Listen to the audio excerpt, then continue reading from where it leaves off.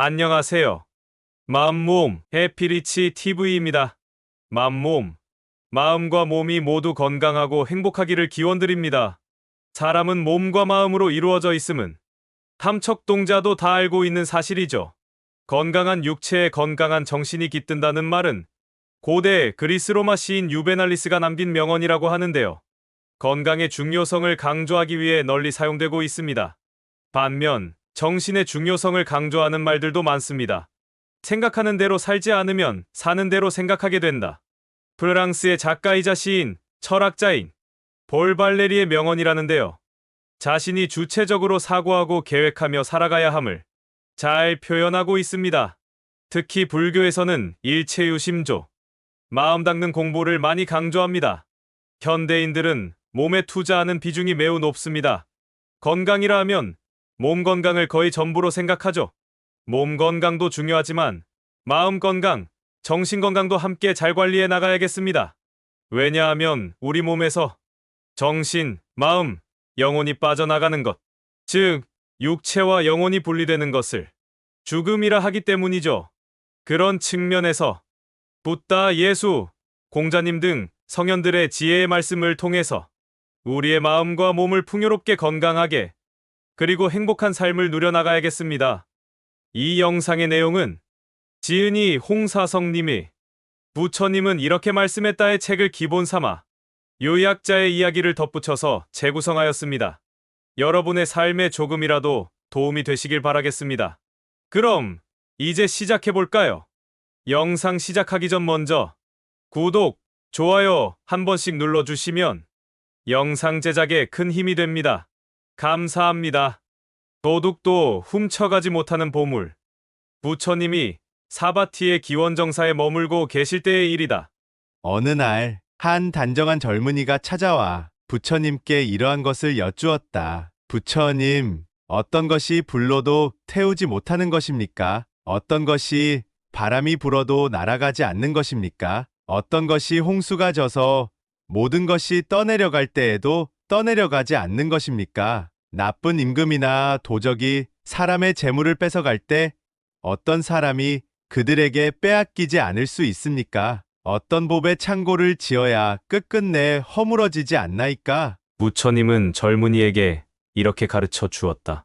젊은이여, 그대가 지은 복만이 불로도 태우지 못하고 바람으로 날리지 못한다. 홍수로 인해 또는 나쁜 임금과 도적이 사람의 재물을 억지로 빼앗아 간다 해도 착한 남자와 착한 여자가 지은 복은 빼앗아 갈 수 없다.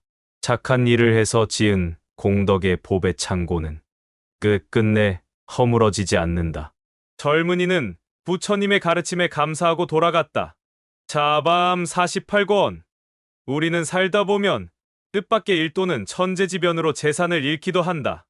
이에 부처님은 유형의 재물은 아무리 많이 쌓아두어도 빼앗기거나 잃을 수 있지만 착한 사람이 지은 복덕만은 누구도 빼앗아 가거나 없어지지 않는다고 가르쳤다.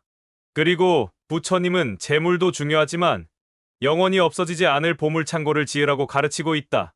예수님께서도 너희는 땅에 재물을 쌓아두지 말고 하늘에 재물을 쌓아라라고 말씀하셨다. 이 말씀인즉 영원히 없어지지 않을 복덕과 공덕을 쌓으라는 뜻일 게다. 금강경 내용 중 한 구절을 소개합니다. 부처님, 수보리여, 동방 허공을 헤아릴 수 있겠는가? 수보리 존자, 헤아릴 수 없나이다. 세존이시여.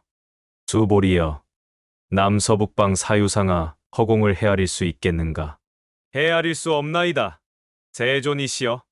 수보리여, 무주상보시의 복덕 또한 그와 같이 헤아릴 수 없느니라. 수보리여, 보살은 응당 이와 같이 행하느니라. 무주상보시, 즉 조건 없는 사랑, 자비, 베풀문, 가장 큰 복덕과 공덕이겠지요. 그리고 행복해지는 우주의 에너지이며 신과 우주와의 소통 에너지이기도 하겠지요. 이로 인해 태상으로부터 받을 수 있는 혜택은 끝도 없이 많을 겁니다. 저도 그런 무주상보시를 베풀기를 발언해 봅니다. 태상에서 가장 즐거운 일, 부처님이 사바티의 기원정사에 있을 때의 일이다. 어느 날 코살라의 파세나디 왕을 비롯한 여러 귀족들이 한자리에 모여 연회를 벌였다. 그들은 권세와 재물에 있어서 부러울 것이 없었으므로 아름다운 미녀와 음악과 좋은 음식으로 활락을 즐겼다. 연회가 한참 무르익는 중에 누군가가 이 세상에서 가장 즐거운 것이 무엇인가를 화제로 꺼냈다. 이에 대해 한 왕은 아름다운 모습, 즉, 색이 가장 즐겁다고 말했다. 그러자 다른 사람은 아름다운 소리, 즉, 성이 가장 즐겁다고 말했다. 그러자 다른 왕은 향기, 또 어떤 왕은 맛, 또 다른 왕은 감촉이라고 말했다. 의견이 이렇게 각각이어서 왕들은 좀처럼 가장 좋은 것이 무엇인지에 대한 결론을 내릴 수 없었다. 그러자 파세나디 왕이 부처님을 찾아가 이 문제를 어떻게 생각해야 하는지에 대해 의견을 듣고자 했다. 그들은 기원정사에 계시는 부처님을 찾아가 자기들이 논의했던 주제에 대해 설명하고 어떤 것이 가장 즐거운 것인지를 여쭈었다. 왕들의 얘기들을 다 듣고 난 부처님은 이렇게 말씀하셨습니다. 대왕들이시여, 모든 즐거움은 자기의 뜻에 맞아야 가장 즐거운 것이 되는 것입니다. 자기의 뜻에 맞는다는 것은 무엇인가? 5가지 감각기관으로 어떤 느낌을 받아들일 때 지나치거나 모자라지 않고 적절한 것을 뜻에 맞는다고 합니다. 그러므로 대왕들이시여, 나는 적절하게 유쾌한 것이 가장 즐거운 것이라고 생각합니다. 부처님이 이렇게 소박하고 일상적인 화제를 통해서 중도의 원리를 설명하자 모두 고개를 끄덕였다. 자바함 42권. 이 경의 주제는 이 세상에서 가장 즐거운 것이 무엇인가 하는 것이다. 여기서 한 왕이 말한 색이란 눈에 보이는 것을 말한다. 그러니까 이 왕은 아름다운 것을 바라보는 것이 인생의 가장 큰 즐거움이라 꼽은 것이다. 봄에는 갖가지 아름다운 꽃들의 향연이 펼쳐집니다. 야외로 벚꽃놀이를 비롯한 꽃놀이를 나갑니다. 가을에는 맑고 푸른 창공에 형형색색의 아름다운 단풍 구경 가는 즐거움이 큽니다. 아름다운 음악을 듣는 즐거움 또한 큽니다. 좋은 향기를 맡고 맛있는 음식을 먹는 즐거움은 인생의 가장 큰 즐거움 중에 하나입니다. 그리고 감촉은 아마도 아름다운 여성과의 접촉을 의미하는 것으로 보입니다. 그러나 부처님의 말씀은 요컨대 어떤 것이라도 자신의 뜻에 맞아야 하고 적절해야 한다는 것입니다. 예를 들면 아무리 맛있는 음식이라도 적절함을 넘어서면 먹기 싫어집니다. 어디 음식뿐이겠습니까? 좋은 향기도 지나치면 머리가 아픕니다. 어느 지하철에서의 경험담입니다. 어떤 예쁜 여인이 몸에 향수를 뿌렸는데 너무 지나치게 많이 뿌렸나 봅니다. 향수 냄새가 너무 역겨워서 자리를 피한 적이 있었습니다. 그리고 여색을 너무 밝히면 건강을 해칩니다. 술을 마시면 즐겁지만 너무 과하면 화근이 됩니다. 적절한 음주는 건강에도 좋다는 이론도 있습니다. 그리고 뭔가 모자라면 모자라는 대로 갈증만 더합니다. 이처럼 세상 모든 일이 너무 지나치거나 모자라서 적절하지 못하면 도리어 심한 고통이 된다. 부처님은 이런 한계점을 알기에 마음에 드는 적절함이 가장 즐겁고 좋다고 말씀하신 것이다. 그러면 그 적절함이란 무엇인가? 양쪽에 치우치지 않는 것이다. 즉 중도가 가장 좋다. 그러나 사람들은 이 중도를 잘 지키지 못해 늘 화를 부른다. 여기서 잠깐 중도에 대하여 한 가지 짚고 넘어가고자 합니다. 중도에 대하여 불교에서 말하는 중도란 어떤 일의 중간쯤이란 뜻이 아닙니다. 자칫 중도의 뜻을 잘못 이해하여 중간쯤의 적당한 절충점으로 이해하면 안 됩니다.